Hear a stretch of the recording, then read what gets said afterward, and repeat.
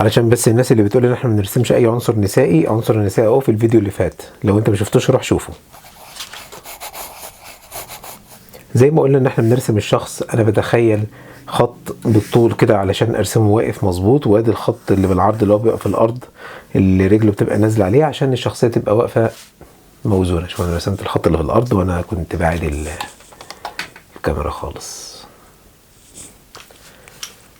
تمام. المهم ادي خط بالطول اللي هو ده الشخص، يعني خط وهمي يعني علشان بس ايه احدد لنفسي الوزنه بتاعت الشخص ما يبقاش مايل مني او يبقى مش مظبوط. الارض علشان اعمل الرجلين تنزل على الارض تبقى ثابته على الارض زي ما هنشوف دلوقتي. ادي الشخص اللي انا برسمه. شوف انا برسم استنادا للخط اللي بالطول ده.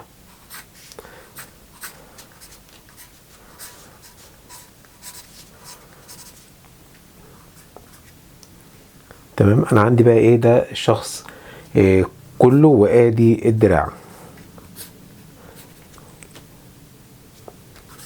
تحب انت تكمل التفاصيل بتاعت الوش والحاجات دي، مع اننا مش هنحتاجها دلوقتي، بس ايه ماشي.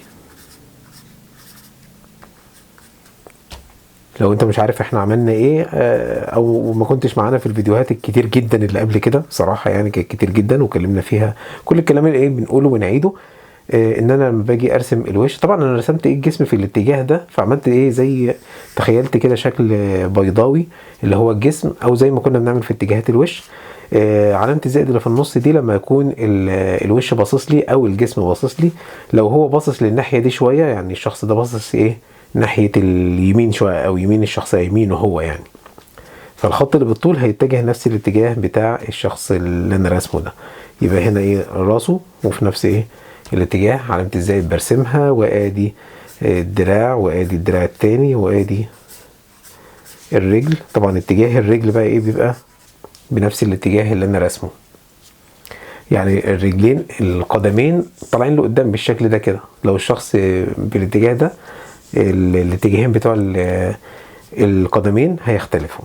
طيب انا عاوز ارسم ايه؟ انا مش عاوز ارسم بس شخص واقف علشان بس ده مش موضوعنا. انا عاوز ارسم شخص مربع ايده كده بقى، مش برسم بقى شخص كامل، انا هرسم بس ايه علشان نكبر المساحة دي فيبان ازاي هنتصرف في موضوع تربيعة الدراعين. شوف انا عندي دراع هنا ودراع هنا، في عندي مفاصل لما الدراع بيتحرك او بيتنى من عند المفاصل، تنى او بيتفرد بيبقى من عند المفاصل. المفاصل دي فين؟ في مفصل عند الكتف، يعني في الدراع ده لو انا رفعته من عند الكتف هنا هيترفع. تمام، هيترفع من عند الكتف، يبقى ده المفصل او المركز اللي بيطلع منه الدراع. جوه الدراع عندي مفصلين كمان، عندي مفصل الكوع ومفصل الرسغ او اللي هو الكف الايد. يعني الراجل ده ممكن يحرك دراعه، يعني هيرفع دراعه من عند مفصل الكتف كده، ويفضل الدراع الجزء الاولاني من الدراع معمول بالطريقه دي كده، وادي الكوع، ونقدر نرفع باقي الدراع من عند ايه المفصل، يبقى اتحرك برضه بقى المركز بتاعه ايه المفصل. طبعا فكره معروفه يعني.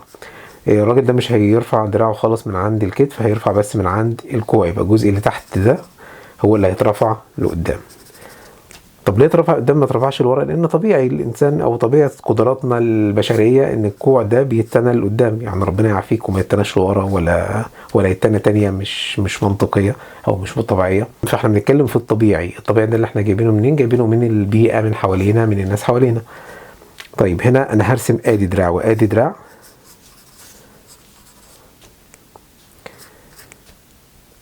عندي هنا مفصل الكتف، طبعا هنا كتف، مفصل الكوع، هنا مفصل الكوع، هنا مفصل الرسغ او كف الايد اللي هو هنا ده، يعني سميه بقى زي ما تسميه مفصل. يعني هي الجسم ده كله مش حته واحده، لا، في مفصل كده في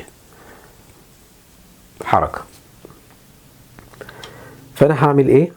هرفع ده من عند الكوع، وهرفع ده برضو من عند الكوع، بس هيتقابلوا هنا عند كف الايد. طب انا عاوز ادخل الدراع ده في الدراع ده، فهحرك من عند مفصل الكتف لجوه شويه. هو مش بس بيترفع لفوق، لا هو ممكن يدخل لجوه شويه، يعني ممكن الجزء ده اهو، ده الجزء ده من الدراع لا يدخل لجوه شويه بالشكل ده كده.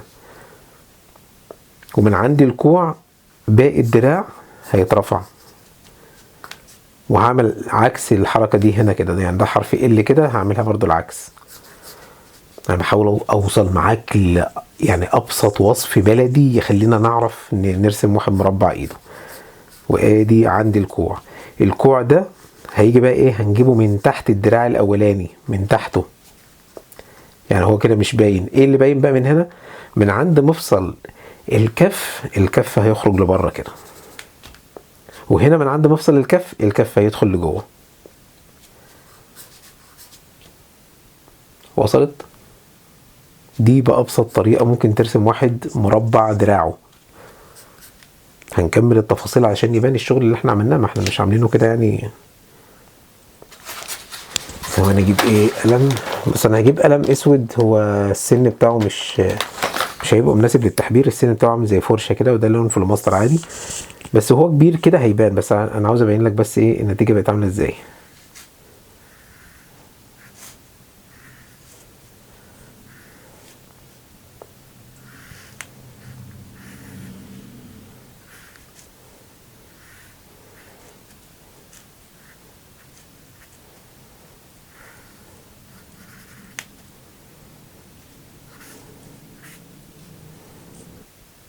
تهيألي الفكره كده وصلت. طبعا بقى في كرمشات هدوم بقى وحاجات كده بتبين بقى الكرمشه اللي في الموضوع، بس مش عاوز البخك بيها. خلينا بس نتكلم في حركه الدراع. شايف الدراع ده اتنى من عند المفصل ده ومن عند المفصل ده بقى حرف ال كده يعني، بس ايه ده دخل لجوه شويه، ما بقاش ايه دراع مستقيم. مش لازم الدراع لازم من الكتف يبقى لازق في الجسم من بره، لا ممكن يدخل لجوه عادي، وده ممكن يدخل لجوه علشان يتقابلوا فيشبكوا في بعض. لكن لو انا فردتها من بره هبقى عامل زي ما نكون عارف بنصلي كده، عارف في وضع الصلاه لما بتيجي تقرا الفاتحه بتبقى ايه، دراعك ده جنبك وداخل بزاويه قايمه، وده داخل بزاويه قايمه، فاليمين بتبقى على الشمال، كف اليمين بيبقى على الشمال، متقابلين عند الكفين. لكن عاوز تدخلهم في بعض بتعمل الشكل اللي احنا عملناه ده بمنتهى البساطه. حاول كده تجرب تعمل يعني اي منكش من ده كده، ورينا كده الدنيا ماشيه معاك سهله ولا لا.